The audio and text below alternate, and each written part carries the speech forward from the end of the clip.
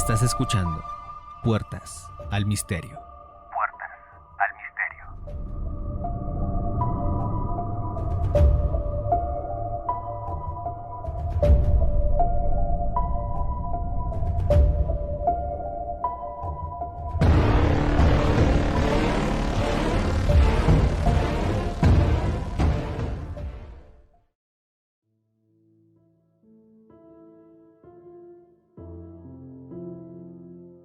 A lo largo de la historia de la humanidad, hemos tenido que pasar por muchas adversidades, sufrir múltiples agresiones por parte de dictadores y criminales, ver situaciones que no caben en la realidad y que más bien parecen sacadas de una obra dantesca. Hay acciones y escenarios que no son concebidos por muchos corazones, pero que son perpetradas por algunos otros. Hoy abriremos las puertas al misterio con una historia tan cruel que sin duda hará brotar una lágrima por sus rostros y dejará una huella de desasosiego en sus corazones.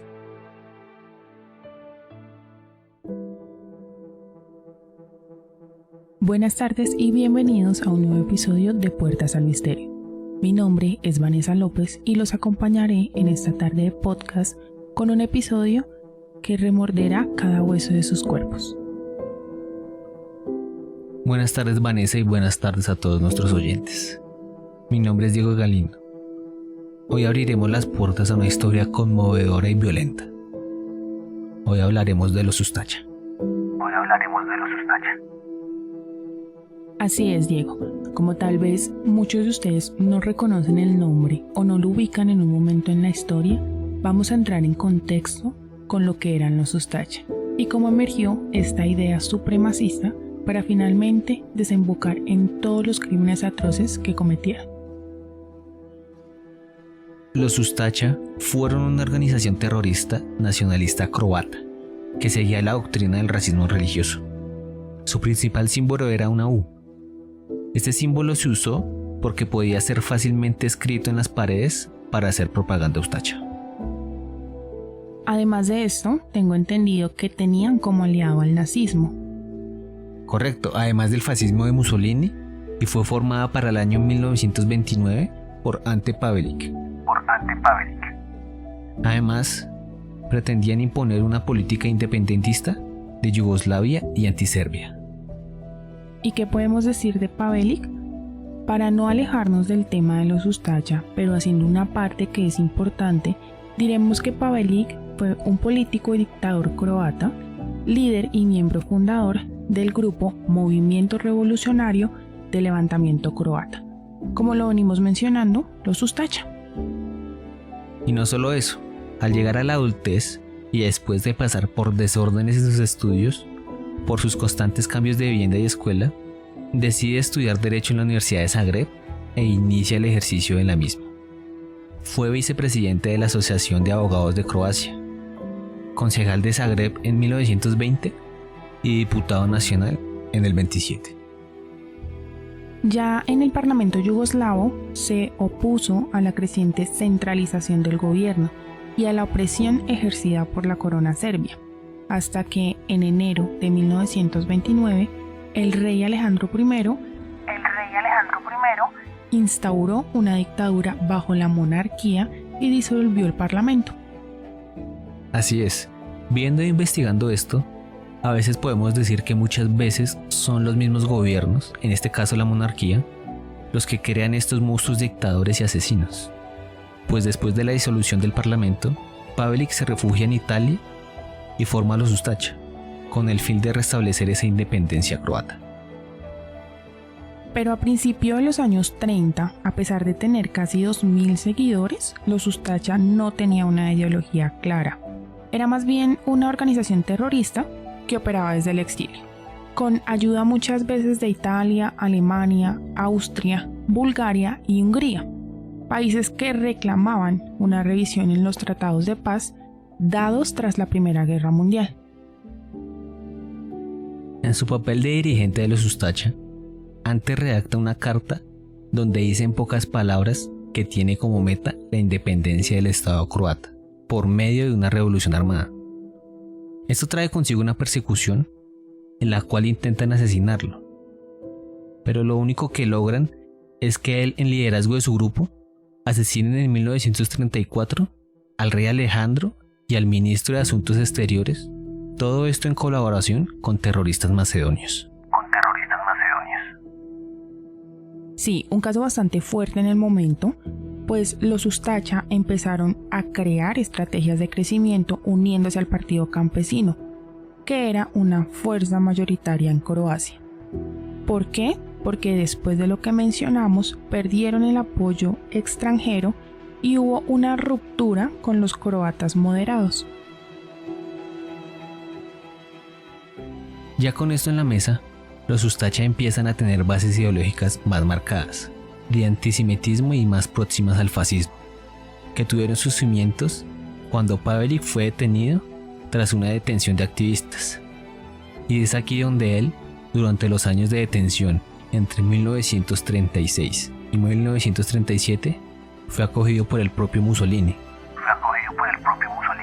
Bajo su tutela, e incluso se negó a cumplir la orden de extradición solicitada por el gobierno francés. Esto no impidió que fuera juzgado y condenado a muerte, claro, sin estar presente. Y es aquí donde ya él perfila esas líneas ideológicas del movimiento, identificándolo con tendencias fascistas, racistas, nacionalistas y católicas. Claramente, con el apoyo de Mussolini, el movimiento empieza a tomar fuerza y tras la firma del compromiso de agosto de 1939, con el cual los croatas obtenían ese autogobierno, exceptuando claramente la defensa y los asuntos exteriores, ya contaban con unos 40.000 afiliados en Yugoslavia y una gran representación exiliada en Alemania. La derrota de Yugoslavia durante la Segunda Guerra Mundial, a manos del ejército alemán, abrió el camino de la independencia de Croacia, bueno, la presunta independencia. Parte de Croacia fue adherida por Italia y Hungría. El resto fue ocupado por Alemania e Italia, permitiendo la creación, junto con Bosnia y Herzegovina y una parte de Dalmacia, del Estado Independiente de Croacia, o como lo denominaban, otro estado títere de la Alemania nazi. Su gobierno fue ofrecido en primera instancia a Vlah Tomášek, quien era el jefe del partido campesino croata, quien al tiempo renuncia, dando así esa decisión a Hitler de otorgar el poder a Ante Pavelić. Y aquí es donde empieza ese régimen de terror que hizo temer hasta los propios nazis. Claro, y es que en la bancada de adeptos se unió la población procedente de diferentes rangos, es decir, tanto personas de clase baja como estudiantes e intelectuales croatas, y los practicantes y frailes pertenecientes a la Iglesia Nacionalista Católica. Y no solo eso, sino que Ante Pavelić empezó a forjar su ejército élite, compuesto por aproximadamente unos 150.000 Ustacha. Y aquí es donde empieza ese régimen sangriento que condujo a la persecución y exterminio de las etnias minoristas y opuestas a su régimen. Exactamente. Pavelić siguió la senda abierta de los nazis, tenía libro abierto, e impuso las leyes antijudías y antiserbias, que era lo primordial para él. Comenzó entonces una persecución sanguinaria contra estos dos pueblos con el objetivo de eliminar al menos una tercera parte de ellos y convertir al resto en católicos, pues se mencionaba que no eran muy afines con los ortodoxos. Sí, y esta es la razón de que al principio la jerarquía de la Iglesia Católica croata acogiera su llegada al poder como una buena noticia, ya que convertía al país en el último baluarte de los Balcanes contra los ortodoxos. Con esto ya dejaba definidos los blancos a atacar, que eran en su mayoría los sacerdotes ortodoxos, las mujeres y los niños. Tras una entrevista personal de Pavelić con Hitler, el gobierno croata decretó las leyes raciales a partir del 22 de julio de 1941, y con ello la creación de campos de concentración y exterminio que paulatinamente se iban expandiendo por toda Europa. como el campo de concentración de Jasenovac, donde el mayor número de víctimas fueron serbios. Los combatientes yugoslavos se vieron desmoralizados al enterarse de las noticias que llegaban de los campos de exterminio y del genocidio del pueblo serbio y gitano a manos de los Ustacha. Claro, pues el sadismo que se empleó, como ya mencionábamos, sorprendió hasta a los nazis y al mismísimo Himmler. Y quedó escrito en un informe de la Gestapo en el 42 que decía: el aumento de la actividad de las bandas se debe principalmente a las atrocidades cometidas por las unidades Ustacha en Croacia contra la población ortodoxa. Los Ustacha han cometido actos de manera bestial, no solo contra los hombres, sino especialmente contra los ancianos, mujeres y niños indefensos. El número de ortodoxos que los croatas han masacrado y torturado sádicamente hasta la muerte es de aproximadamente 300.000. Jasenovac era un complejo de 5 subcampos repartidos en aproximadamente 240 kilómetros cuadrados a orillas del río Sava. El campo más grande estaba en Jasenovac, 100 kilómetros al suroeste de Zagreb. El complejo también incluía extensos terrenos en Donja Gradina, cruzando el río Sava, un campo de concentración para niños en Sisak, al noroeste, y el campo de concentración de mujeres de Stara Gradiška, al suroeste.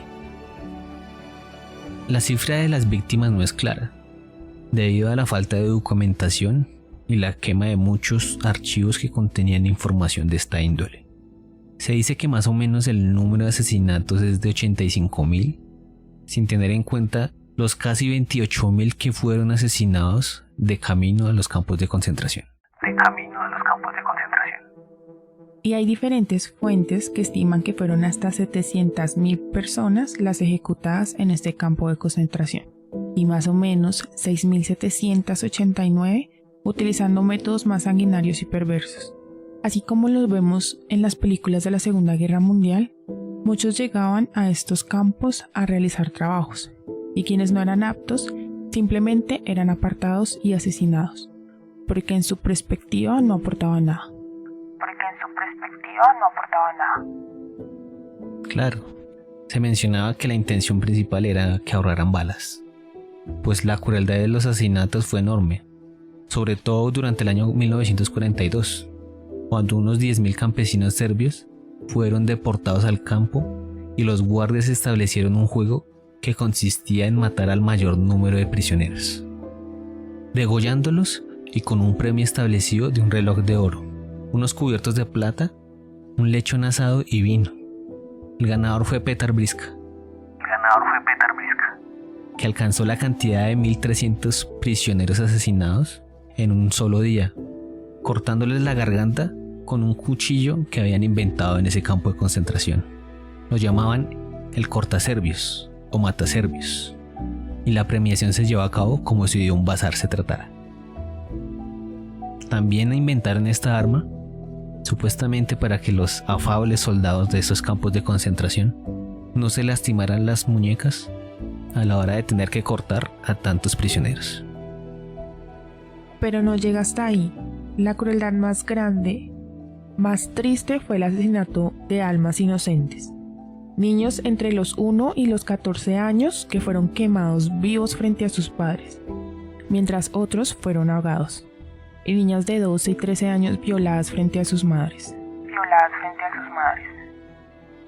Oreskovic, un soldado Ustacha, mencionó años más tarde que tuvo que asesinar a 2 niños judíos en el campo de exterminio. Así es, textualmente dijo: Luburic me ordenó que matara a un niño. Me negué a hacerlo, y él mismo le cortó la garganta para demostrarme cómo se hace. Luego yo mismo aplasté el cráneo del otro niño. Después de lo cual, Luburic elogió mi trabajo. Sin embargo, los Ustacha no se limitaron a asesinar niños solo en los campos de concentración, pues el historiador alemán Alfred Miller, asegura que en varios pueblos muchos menores fueron encontrados empalados con los brazos y piernas torcidos. La iglesia tuvo un papel destacado y totalmente reprochable en toda esta situación. Por ejemplo, el arzobispo de Sarajevo, Iván Šarić, y el fraile franciscano Miroslav fueron comandantes de los escuadrones Ustacha y saquearon sistemáticamente a los serbios, enviando a las arcas del Vaticano unos 80 millones de dólares, que se cobraron con la muerte de unos 300.000 serbios. Otro participante destacado y muy polémico hasta el día de hoy fue Aloysius Stepinac, que fue arzobispo de Zagreb durante la Segunda Guerra Mundial, en el estado independiente de la Ustacha. Y en los primeros días de este régimen, Stepinac, al igual que los otros líderes influyentes de Croacia, apoyaron el nuevo Estado católico, o bueno, ultracatólico. Stepinac hizo que se celebraran misas en todo el territorio para ovacionar la proclamación del Estado confesional.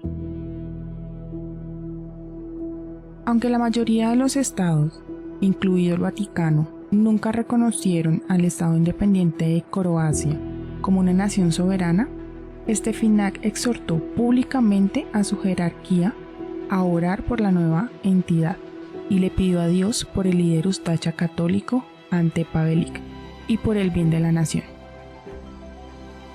En sus informes al Vaticano, Stepinac siempre habló favorablemente sobre el régimen, además de declarar su animadversión hacia los serbios, cuya religión en su mayoría era la ortodoxa. Según él, constituía la maldición más grande de Europa. Este periodo coincidió con el inicio del exterminio sistemático de serbios. Además, Ante Pavelić informaba directamente a Himmler acerca del exterminio del pueblo serbio, destacando el apoyo de la Iglesia. Stepinac fue arrestado el 18 de septiembre de 1946. El régimen comunista yugoslavo le acusó de la colaboración con las fuerzas de ocupación, relaciones con el régimen genocida ustacha, colaboración como agitador religioso, conversiones forzosas de serbios ortodoxos al catolicismo a punta de pistola y alta traición contra el gobierno yugoslavo. Su juicio dio inicio el 30 de septiembre de 1946. Durante el proceso, él defendió su actuación durante la guerra diciendo que nunca había sido un ustacha y que las conversiones religiosas las había realizado de manera voluntaria.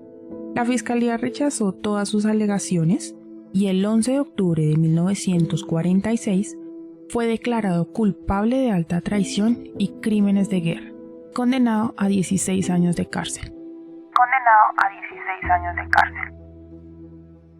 Pero la historia de Stepinac no acaba ahí, pues pagó más o menos la tercera parte de su condena. Y el 29 de noviembre del 52, el mismísimo Papa Pío XII nombró a Stepinac como cardenal. En respuesta a esta decisión, el 17 de diciembre siguiente, Yugoslavia rompió relaciones diplomáticas con la Santa Sede. En 1953 se le diagnosticó policitemia. Falleció el 10 de febrero de 1960 a los 61 años de edad, víctima de una trombosis. Después de su fallecimiento, finalmente, el 9 de octubre de 1981, la Santa Sede inició su proceso de beatificación. El 11 de noviembre del 97, el Papa Juan Pablo II lo declaró mártir. La Iglesia Ortodoxa Serbia y el Centro Simón Wiesenthal protestaron formalmente como un intento de impedir la reivindicación de Stepinac.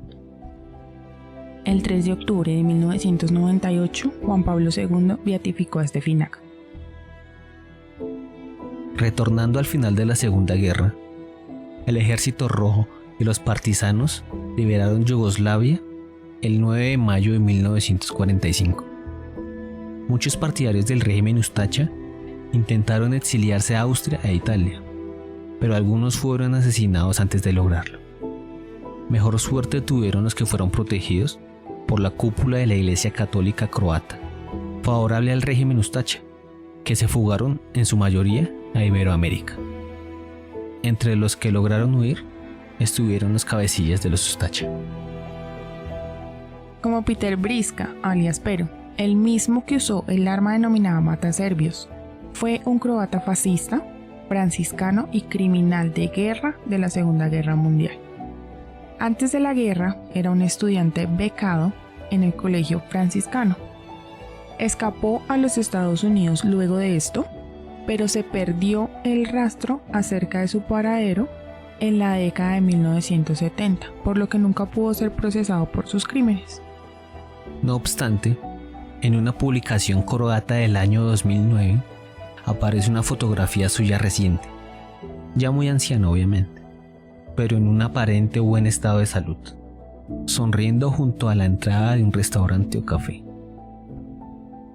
Entretanto, Ante Pavelic, el gestor de todo esto, logró llegar a Austria, bajo control aliado, donde se comenta que huyó vestido de sacerdote y en vehículos de matrícula diplomática del Vaticano.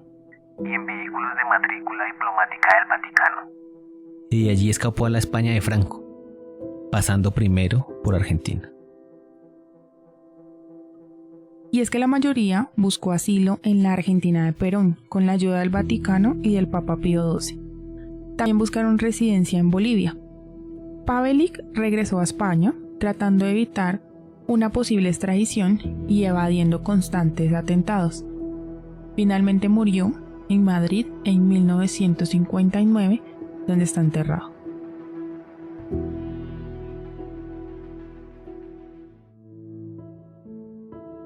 Es de verdad lamentable todas estas situaciones que sucedieron, y no solo los vejámenes y aberraciones que se presentaron allí, sino el encubrimiento, a pesar del conocimiento que se tenía por parte de la Iglesia y de la supuesta Santa Sede. Y algo que resulta aún más triste y genera hasta asco es que aún en la misma Croacia del presente, muchas personas aún afines con la ideología ustacha siguen presentes y siguen alabando o menospreciando todo lo que sucedió allí, generando también muchas veces conflicto interno dentro del país y el presunto asco de Europa en general. También es reprochable el presunto desconocimiento de la Iglesia, aunque sabíamos que sí se tenía contacto de todo esto. Después de conocerlo, también la beatificación de uno de los participantes es algo que no se entiende.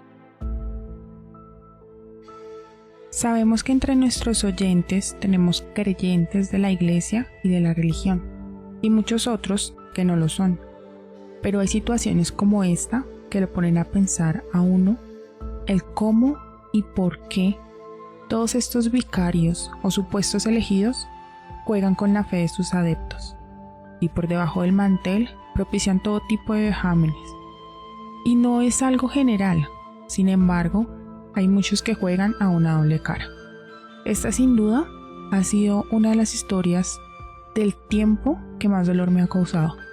Ese exterminio injustificado por no pensar igual o simplemente por nacer donde supuestamente no se puede. Vidas inocentes que no podemos permitir que se sigan perdiendo. Y con esto llegamos al final de nuestro capítulo de hoy en Puertas al Misterio, donde la realidad es más fuerte que la ficción. No olviden seguirnos en nuestras redes sociales como @puertasalmisterio. Denle like, comenten y compartan. Muchas gracias por escuchar.